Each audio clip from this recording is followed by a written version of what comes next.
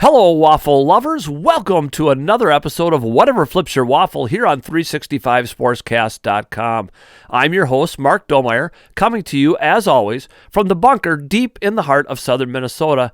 Baseball season is in full swing, but you'll be shocked to learn that we're not going to lead off this week's program with baseball. We'll get to the Twins, don't worry about that. But first, let's talk NBA basketball and the Minnesota Timberwolves.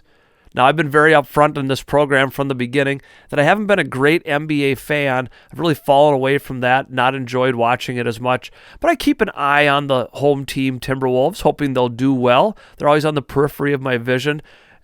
And I started paying a lot more attention this year, started reading more, watching the highlights and everything. I don't get Bally Sports North, as many of you do not either. So I didn't have a lot of chances to watch them, but I watched parts of their play-in game against the Los Angeles Clippers when they came from behind to win and make the playoffs. And I decided this last Saturday to sit down and watch from beginning to end an NBA playoff game as the Timberwolves took on the Memphis Grizzlies. I can't remember the last time I sat and watched an NBA game from start to finish. It's not like the NFL where I tune in every week and I can sit and watch baseball for 3 hours. But I hadn't watched an NBA game in quite some time. In fact, the last time I'd seen one from start to finish might have been at Target Center in person, and that's been quite a while. Needless to say, I'm hooked. I enjoyed so much watching the Timberwolves beat the Memphis Grizzlies. And even if the Grizzlies had come back to win, I still think I would have enjoyed that basketball game.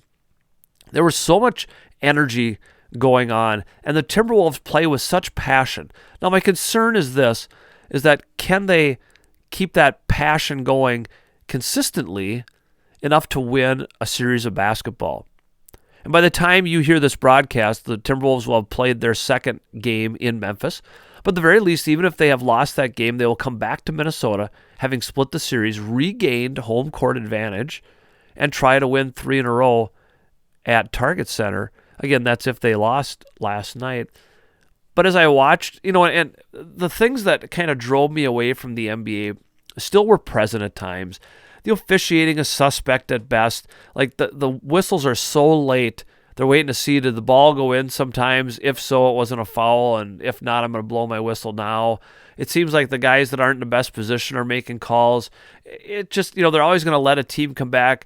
Timberwolves jump up by like 13 early on, and all of a sudden the whistles don't go their way. It was maddening at times. It's a different style of basketball, and I had to resign myself to that. Things that look like a travel to me, things that look like a foul to me are not in the NBA. And as long as they're consistent, just like at any level, you don't have anything to complain about.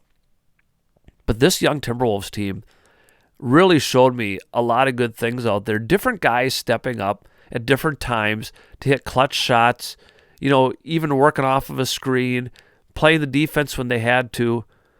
And, Memphis has a fantastic team. Ja Morant he's something else. Spectacular young basketball player. But it didn't seem like they had the other guys to fill in like the Timberwolves did. Karl Anthony Towns had his moments where he really stepped up and provided a leadership role. You didn't see him getting quite as frustrated with the officiating as he did when he fouled out against the Clippers. All those kind of things are there and in place. And a lot of people talked about that this could be an upset situation, that the 7 seed Timberwolves would have a pretty decent chance against Memphis. They split during the regular season. But it was so much fun to watch that and the energy that was in the stadium down there in Memphis. And I can only imagine when they come back to Minnesota, the Target Center is going to be rocking. And the Timberwolves were accused of being too exuberant when they won their play-in game. Oh, act like you've been there before. They haven't been there before. This franchise has been traditionally one of the worst franchises in the NBA as far as getting to the playoffs. And even when Kevin Garnett was here, and I was a big fan back then, they get to the playoffs and lose every single year. They were a little bit like the Twins are lately. When they make the playoffs, they don't go anywhere. And what you want to see from your team is you want to see them progress at times. Give you some hope, not, we made it, we're happy to be here, and now we're going to go home. So even if the Timberwolves don't win this series against Memphis, I think that the fan base is reinvigorated. I know I am. And I think I'll watch some more NBA. I just have to adjust to that style. Again, it's all a style thing. I made no bones about it. I love watching high school sports. I enjoy doing that. It's such a different level. College basketball, I really love watching college basketball, but maybe I'm now, because really I'm sure I need more to watch on TV, but to tune into some NBA games now and then, certainly worth my while. So thank you, Minnesota Timberwolves, for giving me a reason to hope, for giving me a reason to enjoy basketball at that high level. And hopefully next week when we come back here, we'll be talking about the possibilities of them moving on to the second round. Well, we're going to turn to baseball now. Sit back, relax, prepare yourself for another helping of waffles, syrup optional. After this brief break, I'll be back with my interview for the week. This week, I talked to Brandon Warne of At Access Twins, and we recap the beginning of the Twins season. Stick around. Normally, you'd hear a commercial in this location. However, I don't have any commercials this week. And you might think, that's a pretty good thing. I don't like listening to commercials anyway. However, I could use some help in sponsorship of this program. That's what keeps the lights on and the microphone going. And if you own a business, if you have any connection to that, you would be interested in sponsoring a program, please contact me, waffleflipper22@gmail.com. Message me on Twitter at Mr. D1973. Happy to talk about it. Won't cost you a whole lot. $25 to sponsor a spot here with the Waffle Flipper.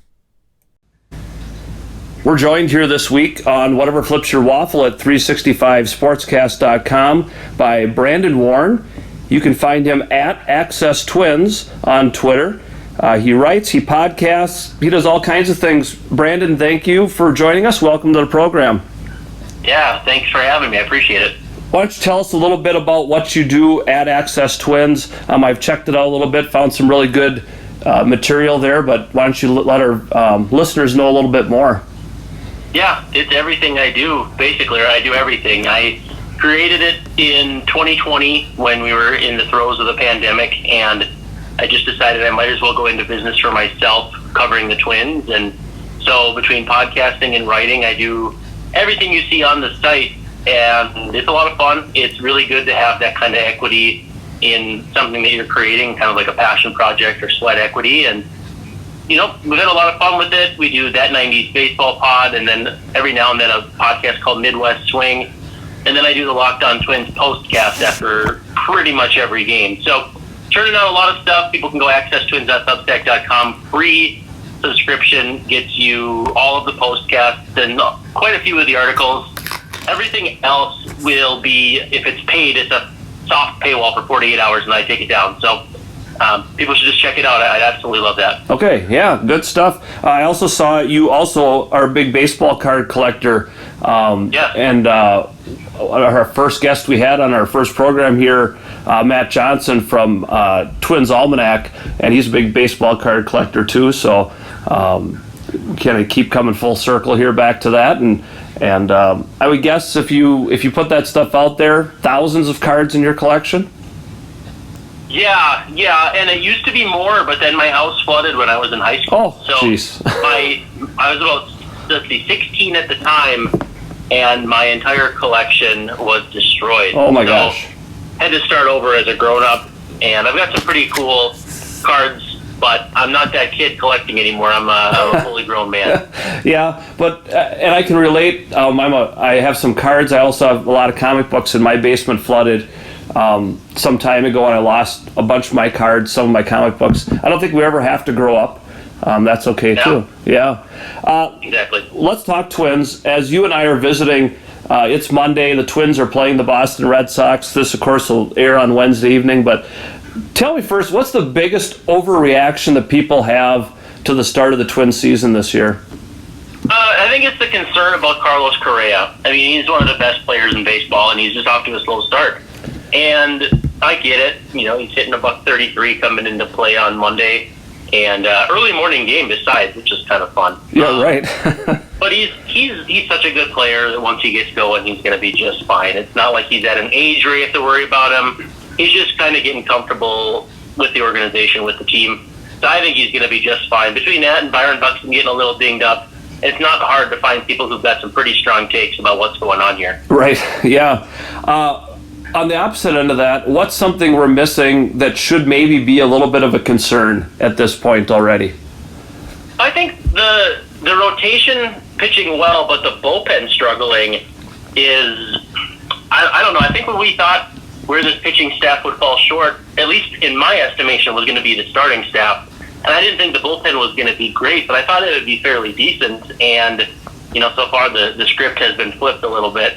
But I do think, and we've seen some pretty good outings here from guys we maybe didn't expect, Dylan Bundy, Chris Archer, and all that. I think at some point it's going to even out, but for now, it's going to be telling who they go to late in games, because I don't think with Taylor Rogers out of the picture, they really feel comfortable with anyone in that ninth inning yet. Yeah, and I'd heard some mutterings about Alcala being possibly the closer. Of course, he's hurt now. I can't find anybody either. Tyler Duffy, the velocity is down. He doesn't seem to be quite himself right now. For instance, today as we're watching the Twins and Red Sox, they brought Duran in. He's another possibility. He came and pitched in the seventh inning, but 2 months from now, is there anybody you think we're going to say this is the closer, or is it going to be a rotating basis? If it's anybody, I think it's going to be Emilio Pagan, honestly, because he's got the experience in that role and has had some success. He's got to keep the ball in the ballpark, and that's been his biggest issue for his entire career. He strikes people out. He's pretty good at limiting walks. It's just he gives up too many home runs. And if he can iron that out, he's, outside of Duran, their best bet for late innings in the game. So it's going to be one of those two guys, I think. I think they like Duran more as a multi-inning guy just because he's grown up as a starter. But either one, I think, could be in potential discussions for who would be the guy at the end of games. Because you'd like to have that. You'd like to have, here's our guy, the Joe Nathans of the world that used to be able to count on, instead of, well, today it's this guy, today it's this guy. Because it's a mindset thing, isn't it, if you're a closer? Yeah, I think there is some sense that you want to have determined roles. Guys know, generally speaking, when they're going to come in. And that's something in my podcast that I share with Greg Olson, who was a very good closer back in the 90s. Guys like that predictability. You don't want to, when the phone rings, you want to have a pretty good idea of who they're calling for. So you're not, am I getting up, am I not? And so that trickles down from, you can say it trickles down from the ninth inning, or you can say it trickles down from the fifth or sixth inning. Either way, that predictability helps guys understand and know their roles, and people are just a little bit more pleased with how things go. And you referenced, as you were talking about the starting rotation, and Dylan Bundy now, 2 starts, has looked fantastic. Just the backslide last year, he's got a chance to regain that form here again? I need to see a little more velocity from him, but the command is good, which is a big part for any pitcher, let alone a guy who's struggling with velocity a bit. If you've got no velocity or minimal velocity but good command, you can make it work. If you've got no velocity and no command, or velocity and no command, that won't work. So he's halfway there, and he got some strikeouts today. I think he's on the right path, but again, I'd rather see him 91, 92 than 89, 90, or 88. Right. But at least early, and again, it's early, you speculate a lot, Yep. But the starting rotation has at least shown signs that it's not going to be a complete dumpster fire. A lot of people thought, Sonny Gray, he'll be good, and then what? Will Archer come back? Will Bundy come back? At least early on, it looks to be okay. Again, long ways to go, but they haven't fallen off the earth already. Yeah, Joe Ryan's been that guy so far. He's been very, very good outside of giving up a couple home runs. And if he's going to run into trouble, I think that might be it for him. But Bailey Ober has looked pretty strong. Dylan Bundy, like you said. And then even Chris Archer's first start, it's pretty easy to take some positives from that. So even with Sonny Gray sidelined, you still feel like they've got 5 guys who at least can kind of row this thing in the right direction. Talk about the starting rotation for the Twins, and Josh Winder came in when Gray went out the other day and pitched very effectively. And is he going to be that long guy, but maybe at some point he comes into the starting rotation if needed? Yeah, I think that's going to be the case. But it seems as though from now he's going to sit on the bullpen side of things. They're going to go to a 5-man rotation with the expectation that Sonny Gray is only going to need to miss 1 start with his hamstring issue. So I was impressed. Winder got into some hot water in his first outing. But this time around, he looked like he settled down quite a bit, looked like he belonged a bit more, and had some pretty good velocity, too, 95, 96, which in shorter stints you can definitely ramp up like that. But, yeah, I think you look at him as a guy who, if you get to the trade deadline and trade somebody or, knock on wood, there's an injury, you don't want that. But he's the next guy in line, and I think you can really expect some big things out of him. And that's it. Part of this always, if you want to sustain success in Minnesota, we're not the Yankees and the Red Sox and the Dodgers. We're just going to go buy guys every single year. You're going to have to keep developing those young guys to come up and fill in the spots as you potentially lose players as well. Yeah, or the trades they go out are for guys like Sonny Gray. They're not spending $100 million on somebody. They're getting a guy who's pretty good that's signed to a reasonable contract, or guys like Chris Paddock, Chris Archer, who are kind of bounce back candidates. Right. And that's the hope. These guys come through and have a big season, and you make the playoffs, you make a run, and finally break that losing streak in the playoffs and go from there. But health is such a big part of that. Talk about Sonny Gray.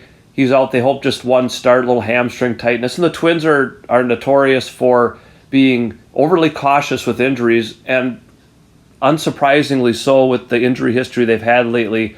Buxton out, though it sounds possible, at least from what I've seen and heard, that he could come back and play in Kansas City and Chicago as well. Yeah, and avoid the injured list stint, which is very important. Yeah, it's one thing to be cautious with your best player or one of your best players, and then a whole other thing when it's a guy with an injury history like Buxton. So, yeah, it's not surprising they're being double cautious with him right now, but it certainly doesn't make it any more stomachable to have Gilberto Celestino or Nick Gordon in center field when you know what Buxton's capable of. Right, and he showed that, right from the start of the season, hitting big home runs, making plays in the field, and his contract, what I've tried to tell people who are freaking out about he's injured again, is that his contract is so team-friendly, and he wants to play because he'll make more money the more he plays.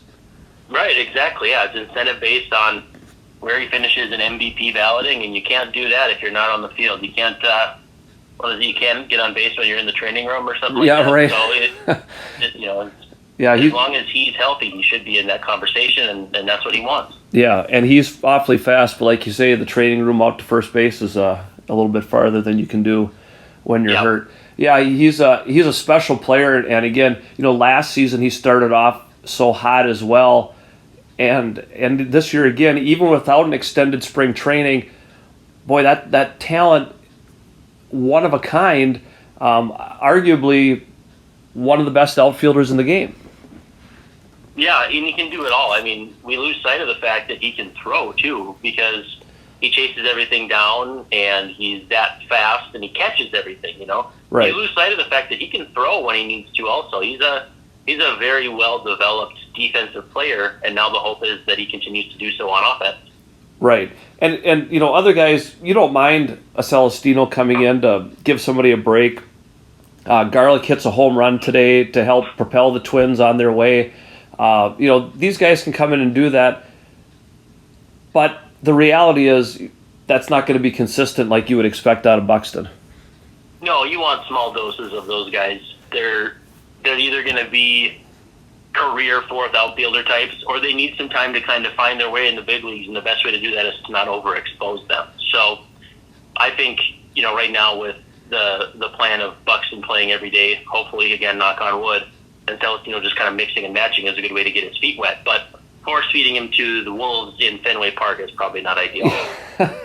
Yeah, and it's, the start of the season, people get a little bent out of shape. Everybody's pretty excited about the Twins, but when you start your season with Seattle, the Dodgers, and the Red Sox, all playoff caliber teams, if you come out of this and you're right around 500, that's not terrible.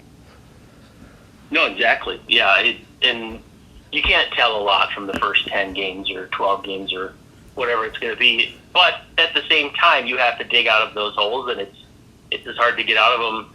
It's a lot harder to get out of them than it was to get in them. So I understand the angst or people really wondering, when they're going to turn this around. But at the same time, too, You have a stretch where you go 6-3 over the span of a week and a half, and you're right back where you started. So it's something to monitor, and you want them to start picking it up. But at the same time, it's too early to freak out.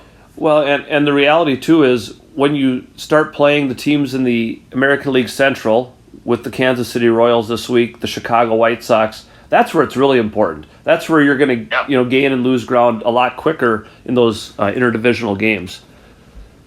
Yeah, and by record, I looked this up heading into play on Monday. The AL Central has the worst collective record as a division, so that should give them a chance to make up some ground, whether it's hopefully beating up on the Royals, Tigers, Guardians, whoever. It's kind of a dog pile in the division behind the White Sox, so everyone kind of thinks is the team to watch. So they have a chance to make up a lot of ground with all those divisional games. And in your mind, are the Twins closer to the White Sox than a lot of national pundits seem to think they are? I think so, but I also think and realize that the White Sox have a lot of injuries they're dealing with, and last year when they had those, they had a lot of good fortune. Guys like Brian Goodwin stepped up, or I swear Billy Hamilton absolutely killed the Twins last year. Yes. And it's hard to have that happen again, where guys step up and pick up where other guys left off. Eloy Jimenez being out for a large part of the year, Luis Robert. I just don't think they can count on that from the pitching side. I mean, Vince Velasquez has already started for them. That was definitely not in the plan. And so I think the Twins are closer, assuming they can stay healthy, which is never a guarantee. Well, and that's the be-all, end-all in any sport you play, and in baseball especially, when you go out for an extended period of time and then to regain, if you're a pitcher, to regain that velocity and everything else you need. If you're a Byron Buxton, everything. If the Twins stay healthy, in my mind, they're a playoff team this year. Yeah, and they don't have to win the division to do that either. Right. Because, expanded playoffs, they can hang in the mix, win 85, 86 games, which is not unreasonable, and they can be there come October, which I think is the hope at this point. Right, to be part of that mix and everything else. And, again, it's April. We overreact right away. You lose your first two games you were in, and everybody thinks, it's the Mariners. Mariners are a good ball club. They're on their way to splitting with Boston in Boston. I think most teams would take that on any given season. Go out to Fenway and split a 4-game series. Sure, absolutely. That's and of course I've just jinxed them by saying that. But they are up 8-2 in the top of the 8th inning. So one can only hope the bullpen can hold that lead. Talking about Joe Ryan, opening day starter. Was that meant to try to boost his morale? Did he earn that over a established starter like Sonny Gray? Is he the next big thing? I think it speaks to their confidence in him, and it didn't hurt that Gray was perhaps a little behind when it came to spring training, because he was throwing on backfields and minor league games before that last outing, and hopefully that didn't contribute to his injury, because the spring training was already abbreviated, and then he was a little behind besides. But I really think more than anything, it speaks to their confidence in Joe Ryan, and it extends beyond just that 5-star cameo he had last year, and he's rewarded their faith in him with 2 pretty darn good starts. Right. 1 win, 1 loss, but I think he's been all they could have asked for. I don't know that it was necessarily to hype him up or anything, but just showing their faith in him, and he's rewarded them thusly. Right. So this talk about a shortened spring training, and I got asked by people what I thought about Clayton Kershaw being pulled after 7 innings of a perfect game, and the question that came up in some discussions I had with people was, what were these guys doing during the lockout? They had to have been throwing and staying in shape. Is it that big a difference? When you're in Florida, in Arizona, pitching in game simulations compared to at least keeping your arm strength up? I think game reps matter, but at the same time, too, nobody is going to test the hypothesis in the other direction, especially when a guy like Clayton Kershaw is making, I think it's like $18 million or something. Right. You're not going to push it with a guy who's in his, I think he's 34.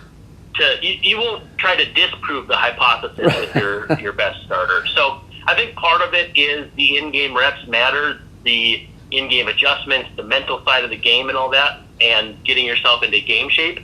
But I think more than anything, it's just that they're not going to push it in the other direction because every game counts the same, whether it's in April or September, and they really don't need him going for a perfect game if it's going to make him weaker later in the season when they might be fending off, whether it's San Diego or San Francisco. Well, and the example I used to somebody was Johan Santana when he was with the Mets. Exactly. Yep, threw that no-hitter. What, he throw 150 pitches, something like that, and pretty much wrecked his arm for the rest of the year.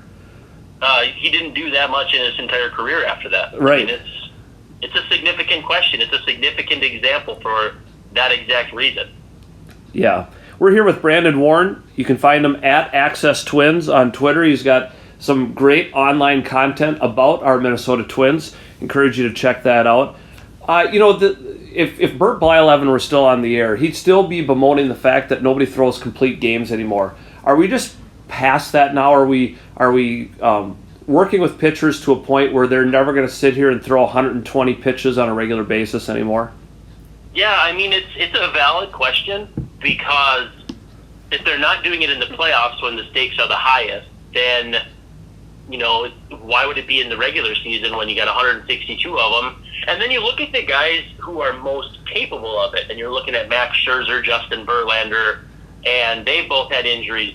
Well, I mean, more so Verlander here missing last season. But Scherzer's been a little dinged up. And, when you're on Scherzer's team, he's got a pretty good bullpen behind him and a good rest of the rotation with Chris Bassett and obviously Jacob deGrom when he's healthy and all that. So I think we're just de-emphasizing that length because we found that even the best pitchers third time and fourth time through the order just don't hold up, as well as single-inning relievers who are coming out of the chute throwing 97 almost on a daily basis. So it's more of an analytical viewpoint. And again, I've referenced a few times that Dylan Bundy throwing against the Red Sox got through the third time through, and you could see them start to time that out and pitch him or hit him a little bit harder. Well, and don't sleep on the fact that he pitched for Baltimore. Right. There's a fairly decent chance that some of these guys have seen him. I mean, Devers has been around a while, Bogarts has been around a while, J.D. Martinez has been around a while, so they've seen Bundy. So it's also a familiarity thing, which I think works in favor of getting the bullpen going early. And two, these are deeper bullpens. I mean, we're talking about 16, 15 pitchers on each team for the bulk of April. So guys are not going to be pushed even if it was a regular spring training because they just have so many arms to keep. You don't want a guy going 7 to 10 days without working. So you got to work everybody in too. Right. Because come May, all of a sudden the roster limits go back down, and Yep. We're going to see a lot of changes, I think, because most teams it's about carrying extra arms right now. Yeah, it's going to come down to how sustainable is it to keep a guy like Josh Winder throwing maybe once or twice every 3 weeks, once every week or twice every 3 weeks, as opposed to going down to St. Paul, pitching every fifth day, probably dominating the competition, but also getting lengthened out to 5 or 6 innings, which just does not seem likely here outside of an injury or some other situation developing. So it'll be curious to see if it's young guys going back down or what exactly is going to happen, because it's going to be a pretty big shift. 2 pitchers is a big deal when you're talking about a bullpen that goes from 7 to 9 or 10 guys. It's a big difference. Yeah, and speaking of the minor leagues, the Twins minor league teams have been having some exciting results this year by and large. Royce Lewis playing well in St. Paul. The team as a whole playing well. Yeah, they got a few guys down there that are playing well. I was scoping up the stats. I think Jermaine Palacios has looked pretty good. He's been moving around. He's not playing as much shortstop now that Royce Lewis is there. Even I think Mark Contreras, the outfielder's been pretty good. Jose Miranda's been a little slow to come along. Chance Sisco's looked decent. He could see himself in the big leagues as a backup catcher if the Twins abandon the whole Gary Sanchez catching thing. They've got some interesting moving parts because pitching-wise, too, you got Yennier Cano, and we've seen Devin Smeltzer before, and just a lot of different moving parts that could complement this team. And in the meantime, make for some fun baseball for Twins fans to watch when the Twins are in Boston, for instance. Right. And really, the flexibility of the Twins lineup, Gary Sanchez, who can play catcher, not a great defensive catcher, but he's a good designated hitter. He's a good candidate for that if you want somebody there on a regular basis. And you got other guys who can move around. and play a lot of different positions as well, especially a Luis Arise. Yeah, I think, and I noticed this a couple years ago, but I feel like it's no coincidence that they have a lot of flexibility in their prospects. I mean, you think about Trevor Larnach, he's probably the only one-position prospect where you're like, yeah, he's pretty much locked in the outfield. Alex Kirilloff can play first base at the outfield. Miranda can move around the infield outside of shortstop. Austin Martin, Royce Lewis, all these guys have position flexibility. I mean, you're going to have your catchers play catcher, but everyone else who can move around just makes your team that much more adaptable to situations where a Byron Buxton has to sit down for a while, and you suddenly look at Royce Lewis and he's swinging it and say, hey, bring him up. So it does make this team a lot easier to build around and handle bumps in the road when you've got that flexibility. Well, I coached baseball for many years, and I'd tell my young ball players, if you tell me you can only play one position and somebody else is better than you, now what are you going to do? So hopefully, some of that comes through with a lot of these guys. Hey, I can play here, and I can play here, and I can play here. You should have a glove and be willing to travel. Yeah, that's right. Age. That's right. If you tell me I'm only a shortstop and there's somebody who's better at shortstop, well, then you're going to play left out instead, and nobody wants that.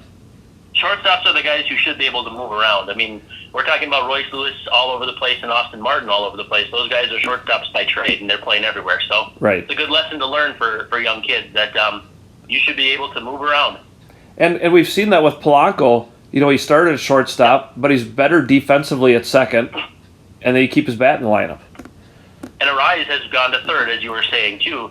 I mean, he hasn't looked great over there, but he's trying, and he's going to give you a good at-bat pretty much every single time. If he plays against just right-handed pitchers like he has, he might be a guy who can hit 340 and, give you some good production from either the third base or DH spot. Right. Miguel Sano, concerned, or is this just what we have? He's going to hit a home run every now and then and strike out an awful lot. Yeah, I mean, it's an ebb and flow thing for me. It's certainly not ideal that he came into Monday 2 for 26 on the season, but then you hope that there's a 12 for 26 in there with 5 home runs, and he carries the team for 7 to 10 days. It's just a matter of, can you stem the tide between those ups and downs? The elephant in the room is that he needs to have a monster season to be a Twin after this season. He's got an option for something like $12-14 million, and that's Nelson Cruz money if you're a DH only, which, I mean, I think the fact of the matter is either he's an okay first baseman defensively or he's a future DH. And he's not even 30 yet. You really don't want to see a guy with 1 foot out the door of the league because he can't hit. And that's his calling card, and that's where he is right now. So he's going to have to really turn it around for any chance of him to be a Twin next year. And so far it doesn't really look like that.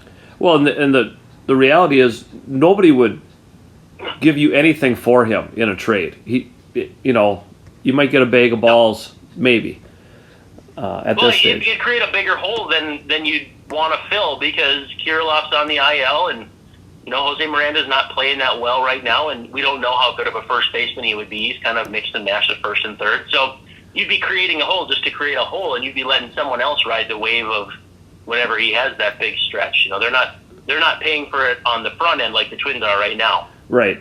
And I think one of the worries that I hear from people sometimes is, well, Sano's going to leave, and he's going to be the next David Ortiz, go somewhere, turn it around, and there's a chance that could happen. Yeah, well, you take the good with the bad. We thought Kenny Vargas might do that too, and now he's playing in the Mexican League. Yeah, that's true. I don't know that there's that much compelling evidence that he'll be anything more than, he may be mashed for somebody, but defensively there's just no value there. And you really have to be a Hall of Fame level hitter to make it in this league with a profile like Sano. And I'm not sure I see that outside of 35 homers and a whole bunch of walks. Right. Yeah. He's like you say, you get the good and the bad, and you go with it, and try to see what happens. If Kirilloff can stay healthy, is he one of those long-term guys that you say this is going to be a cornerstone of the Twins? Yeah, he kind of gives me that Justin Morneau vibe. He's not going to have a big personality, and he's not going to be the best player on the team at any given time. Granted, I know Justin Morneau won an MVP, but I always felt like he was kind of playing second fiddle to Joe Mauer. And I feel like that's going to be the case with Kirilloff, whether it's to Buxton on the front end of his career and maybe like a Royce Lewis or whoever on the back end. But he's one of those awesome complementary players who is going to hit the ball to all fields and is going to play respectable defense, a little bit more than respectable probably at first base and respectable in the outfield.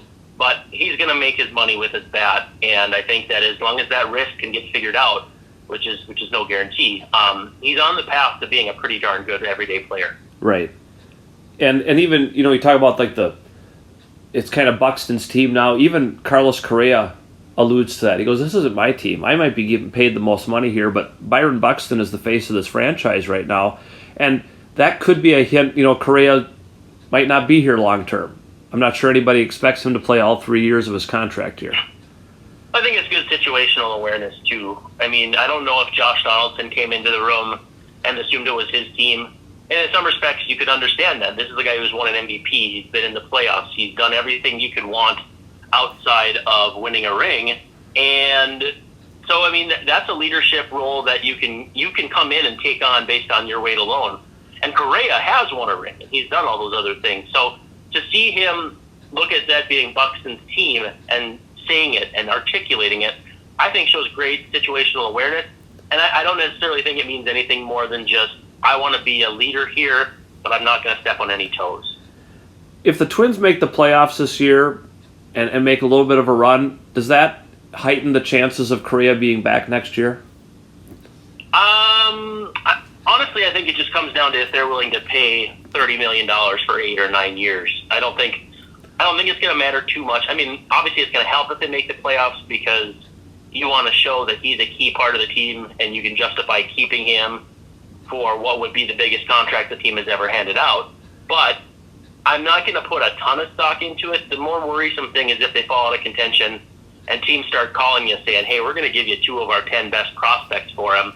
He might leave anyway after this season. What do you think? And then at that point, you start thinking about it. So right. In the sense that it matters how well the Twins play, that's more of a trade deadline thing for me than it is an actual like playoffs or not thing. Right.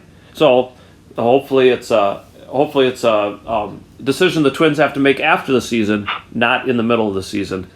Well, you want tough decisions because it means that guys are doing what they're supposed to, and your hands being forced by either having too many good players for the positions you have, or a player has broken out. Any number of things. You want to have those good problems to have, whether it's 6 starting pitchers who are all pitching well, 3-4 guys who could throw the 9th inning for you.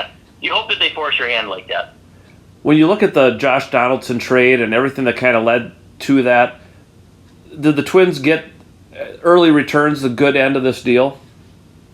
I think they did okay in the sense that it freed up what was expected to, or basically can be pointed to as the cash to sign Carlos Correa. I don't think they're signing Carlos Correa if Donaldson is still with the club. And with that said, too, I mean, they got the Yankees to take on his entire deal, which was not something a lot of people expected. And they got back 2 perfectly useful players in Gary Sanchez, who leads the team and runs batted in, and Gio Urshela, who has won a Gold Glove at third base. I mean, neither of those guys can you expect to be superstars. But if Gary Sanchez is DHing and he runs into 30 balls, you've got some value there. And Urshela is going to be, I think, a good glue guy. He can play a little bit all over. And so if one of your kids pushes him aside for playing time, he's not going to pout. He's going to be happy to move around and play a supporting role for a team that, in that case, you would hope would be pretty good. Yeah, and there was so much happening in such a short amount of time there that I don't think Twins fans even knew what to think about all this. We've never seen a team so active so quickly in the offseason. Well, and the dust barely settled, and they're trading for Chris Paddock and Emilio Pagan for Taylor Rogers. And so there's not enough time to process these moves individually like there was for, let's say, Dylan Bundy, who signed before the lockout. This is all coming together very, very quickly in a way where fans are not really having time to process these moves individually. It's just kind of a, holy smokes, there's 26, 28 guys on the active roster, and half of them I don't know anything about. Right. Yeah. But it does give fans hope. I think we'll see that if they continue to play and climb themselves back up over 500, you're going to see fans out at the ballpark, and that's what the Twins want, of course. And that engages the players, too. If there's a full ballpark, there's something to that fan base and people playing a little bit better in the field, too. I think fans are still baseball starved from 2020, too, when the Twins were last strong. And so if the Twins can be, after April, maybe 14-10 or 13-11 or whatever, it's going to continue to compel people to come out as the weather warms up and kids get out of school and that sort of thing. So I think they're on the right track, and certainly this Monday game has looked right from all different directions. But we'll see what they do in Kansas City when they come back home, and hopefully they find that groove, because there's going to be fans looking to find something to do this spring, and Twins tickets are going to be available. Right. Well, I said to my wife, Michelle, the other day, I said, you know what? We haven't been to Target Field since 2019. It's been 3 years because, of course, the pandemic. Last year, things were so messed up yet, and limited tickets for a while and this and that, and nobody was quite sure what was going on. And then the Twins just stunk last year. I said, we need to get to a ball game, and that'll be part of the plans here at some point this summer when it warms up nicely as well. It's got to be worth that special trip, right? Yep. Well, yeah, it's a little spendy to go, but it's always worth it. Target Field. I've been to. I got to count this now. 1, 2, 3, 4, 5, 6 different ballparks, and Target Field is right there for me. I love Kauffman Stadium in Kansas City. Yep. But Target Field of the newer ballparks is just fantastic. It's so much fun to be there. It really is, and so I'm hoping they can fill it up for baseball as opposed to just being a really expensive nightclub where people show up to drink and eat, and there's a baseball game going on in the background. Yes, absolutely. Well, Brandon Warne at Access Twins, check out his material there. A lot of good Twin stuff, a lot of good baseball stuff. I encourage you. Thank you for joining us this week, talking Twins baseball. You bet. Thanks for having me. And now it's time for the State of Minnesota Sports. It was a lot of fun as Brandon and I were talking about the Twins. We were, as we mentioned, watching the Twins play Monday. They had a 10 a.m. start here in Minnesota time, 11 o'clock out in Boston for Patriot Day, something they traditionally do. And so as we watched the game and talked about it, it was really interesting. New thoughts come up and kind of drove our conversation a little bit as we did that. But the Twins did end up winning that game. Griffin Jacks pitched the last 2 innings to seal things off for the Twins, but a very good win for the Minnesota Twins. Again, as Brandon and I talked about, we overreact sometimes in a 162-game season to a small sample size. Twins lose the first 2 games of the season to Seattle, then they come back, win the next 2 against them, then they get swept in 2 games by the Dodgers, and back and forth in Boston.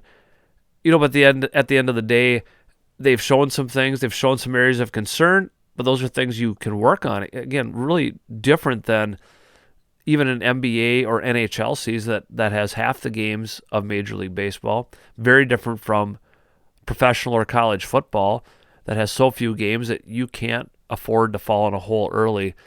But as Brandon pointed out, the American League Central isn't really tearing up the league right now anyway, and it gives the Twins a lot. As you're listening to this program, the Twins are starting their second game in a 3-game series at Kansas City. And if you want to be a good team, you win at least 2 of those 3 games. Then you go to Chicago against the presumptive favorite White Sox, and you have to show, what can we do? What can we do? How can we show that we belong here and are going to battle the White Sox? Because, frankly, I'm not the idea of, let's settle for a wild card. I'd rather win the division. I'd rather have a top seed than have to sit here and play, because my understanding of the first round of these expanded playoffs is that they're all on the road. If you're lower seed, they're all in one stadium. You're not doing any traveling at all. And I want to have games at Target Field for the playoffs. And so you want to put yourself in the best position for that. Now, can they be a top 2 seed in the playoffs and not have to worry about playing in that first round? That would seem unlikely, but anything's possible. And the way that they show these glimpses at times, that the bats can come out and the pitching can hold strong, all those things would lead themselves to making you think that there's a real opportunity for the Twins to do something. Correa heats up and people stay healthy. Buxton comes back and picks up where he left off. So we have to wait and see on those kind of things. But the Twins have some good opportunities here to make hay against the Kansas City Royals and to at least make a showing against the White Sox. Avoid getting swept in those kind of situations, and then see where that puts you moving into the week ahead. As we talked about the Timberwolves at the beginning of the program, hopefully, as you're listening to this, they're up 2-0, but at the very least it would be 1-1. They play Thursday, they play Saturday, and then potentially next week on Tuesday as well. And so a lot of things remain to be seen with the Timberwolves. And again, we could be sitting here next week really unsure. If they're playing Tuesday, it would seem unlikely that they would sweep the Memphis Grizzlies. But if they're playing Tuesday in Game 5, that we're not going to be really sure. It could be a game on the brink, and we won't really know what we're talking about yet on the program. But, boy, it's fun. It's fun, isn't it, to talk about the Minnesota Timberwolves, and if you can knock off a number 2 seed, wow, who knows? Then you can't sit on your laurels either. You have to keep going and playing good basketball. But certainly the people of Minnesota would be happy with that, and Minnesota Nice would be somewhat satisfied as well. So we'll see. A week from now, a lot of things could have changed. The Timberwolves could be down 3-1 for all we know, but hopefully they're going to at least they'll have that split in Memphis, if nothing else, and be able to come back to Target Center, feed off the energy of the Timberwolves fans, and go from there. When we look across town at St. Paul and the XL Energy Center, where the Minnesota Wild have clinched a playoff spot, they've been very consistent at getting to the playoffs. But now, again, I think that some moves were made at the trade deadline for the Wild with the idea that, hey, we can contend this year. We can give it a real shot.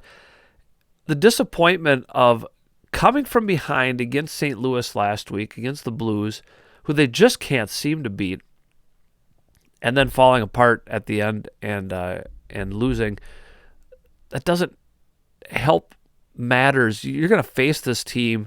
It seems almost a certainty in the first round of the playoffs, and you got to find some way to leapfrog them so you have the home ice at the XL Energy Center. And if you look at the Wild's schedule coming down the stretch here, most of the teams they play are not as good as them. They play some really, really terrible teams like Montreal and some others like that. But the only 2 teams that they play down the stretch with anything close to theirs are the very last 2 games of the season. Calgary, who's in front over in the other division in the West, and then the Colorado Avalanche, who are going to win the division that the Wild are in. Boy, you hope it doesn't have to come down to those games where you need to win to be able to stay ahead of St. Louis. But again, if you're hoping to go anywhere, you're going to have to beat those teams anyway.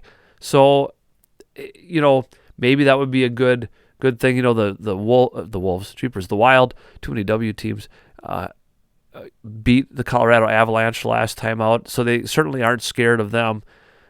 And we'll just see again.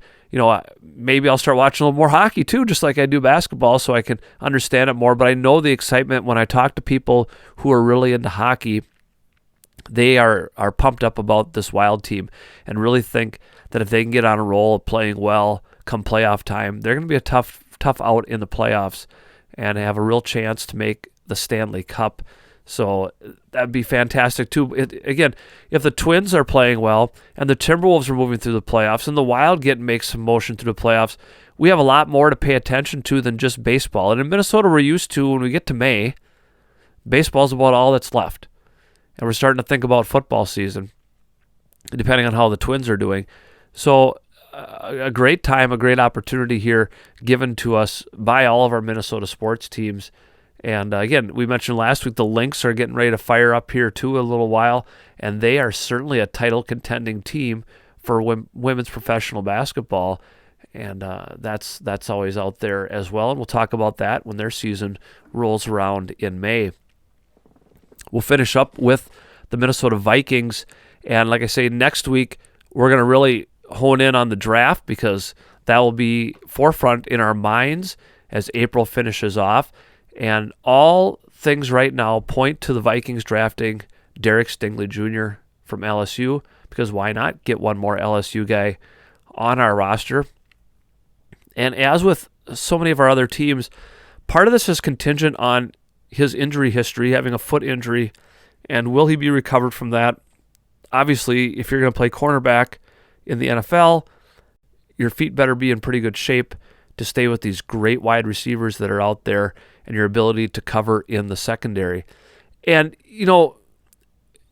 if you go to practice against Justin Jefferson and Adam Thielen and all these guys day in and day out, it certainly would make you a better cornerback as well. The thing out there right now when it comes to wide receivers is they are getting paid, right? Just like some of these quarterbacks, these wide receivers are getting paid because these are the guys who win football games right now in the NFL.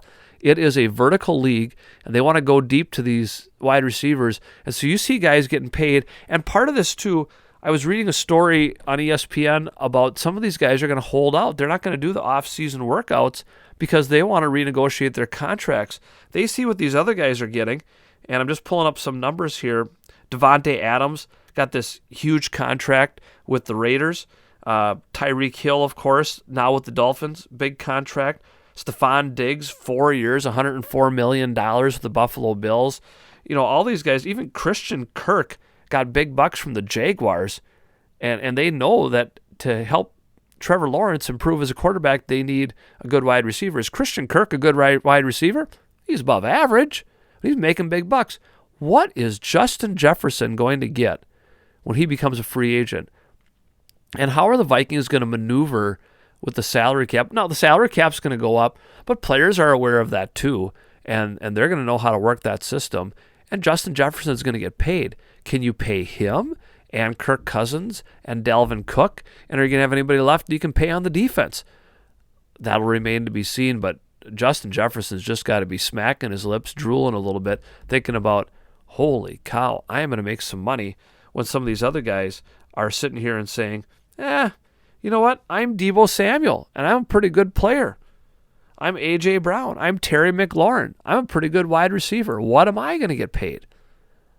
I don't think any of those guys are in the realm of Justin Jefferson. Deebo Samuel might come the closest because of his flexibility and his ability to be at the running back position and be a little bit tougher and stronger there. But, wow, it'll remain to be seen. But, again, we'll talk a lot more about the NFL and the Minnesota Vikings next week as the NFL draft looms in our near future. And that is the state of Minnesota sports. And now it's time for This Week in Minnesota Sports History. On April 20th, in 1988, the hated New York Yankees hit the 10,000th home run in club history in the Metrodome by Claudell Washington in the ninth inning off Jeff Reardon. The Twins would send it to 10 innings, where the Yankees would eventually win 7-6. On April 21st, in 1961, the Twins played their first ever home game at Met Stadium, lost to the Senators, 5-3. The Senators, of course, were what the Twins were before they came here. They got a new franchise as the Twins moved to Minnesota. April 21st, 1994, Eddie Murray of the Cleveland Indians set a Major League Baseball record against the Twins with his 11th game of hitting a home run from each side of the plate. Cleveland beat Minnesota 10-6 at the Dome. And in 2012, on April 21st, Josh Willingham of the Twins extended his season-opening hitting streak to 15 games, tying a streak set by Kirby Puckett. Willingham's streak would end the next day. The Twins lost in Tampa 4-1. April 22nd, in 1969, Twins manager Billy Martin was ejected for the first time in his managerial career in a 7-0 loss to the Oakland A's. Martin, of course, would become famous for getting ejected in new and exciting ways. In 1988, on April 22nd, the Twins traded outfielder Tom Bernansky to the St. Louis Cardinals for second baseman Tom Herr. A trade that did not go over well with the fan base. Bernansky was well-liked by Twins fans, and the fact that they were trading him to the team that they had beat in the World Series the year before didn't sit well. Tom Herr did not last long in Minnesota. On April 23rd, in 1950, the Minneapolis Lakers beat the Syracuse Nationals 4-2 to win the NBA title. And in 1956, on April 23rd, Met Stadium opened in Minnesota as the home of the AAA Minneapolis Millers. On April 24th, in 1996, the Twins and the Tigers had the highest scoring Major League Baseball game in 17 years, won by the Twins 24-11. Needless to say, not a lot of pitching happened in that game. In 2005, on April 24th, the Twins in Hennepin County announced they had agreed on building a new stadium in downtown Minneapolis. That had been a long road, and those of us that enjoy Target Field are certainly glad that they finally came to that agreement. On April 25th, in 1962, the Minneapolis Lakers beat the New York Knicks 4-3 for their 6th NBA crown. And on April 26th, in 1986, the Twins game against the Angels was delayed for 9 minutes after 60-mile-an-hour winds tore a hole in the Metrodome roof. It was reinflated, and the Angels went on to win 7-6. For those of you in the local Richland, Heartland, Ellendale, Geneva area, spring sports are trying to get in full swing, though the weather hasn't been very cooperative. These events, of course, are all weather pending. April 21st, softball is at home against Faribault Bethlehem Academy. Track is running up in Waseca. April 22nd, girls golf team will head to Janesville, and the track team will run back-to-back nights as they head to USC in a makeup affair. On April 23rd, boys golf is at Blooming Prairie, and boys baseball is at Waterville Elysian Morristown. April 25th, baseball is home against Blooming Prairie, and softball travels to Blooming Prairie. April 26th, continuing a Blooming Prairie trend, golf is at Blooming Prairie, track is at Blooming Prairie. So they'll be pretty busy over in our rivals to the east over a couple days' time. Also on April 26th, the softball team will play at Janesville, Waldorf, Pemberton. Hopefully the weather will start getting better and those teams can all get their events in. Well, that's going to do it. Another helping of waffles is complete here at 365sportscast.com. I'm glad you joined us for another hour. Hope you will continue to tune in each week right here, 8 o'clock Eastern Time, 7 o'clock Central. Remember, jot down if you won't be able to join us for the original broadcast on Wednesdays. Each week's episode will replay Thursday at 10 o'clock, Friday at 7 o'clock, Saturday at 10 o'clock, Monday at 8 o'clock, and Tuesday at 10 o'clock, all Eastern Standard Time. You can also head over to YouTube, search up Whatever Flips Your Waffle, and catch all of our past episodes archived there. If you have thoughts on the program, if you think that you might be a good interview, email me, waffleflipper22@gmail.com, or message me on Twitter at MrD1973. Next week, we'll be back. Another dive into the world of Minnesota sports. How will the Twins react to the first week of the season? Will they have improved, gotten over that 500 mark? The Vikings draft will be first and foremost in our minds, as will the Timberwolves and their playoff run, and the Wild will be coming very close to the end of their regular season. Come on back, join us. I'll have another special guest to delve into all that and more. Thanks again for joining me. This is Mark Domeyer, signing off with Syrup.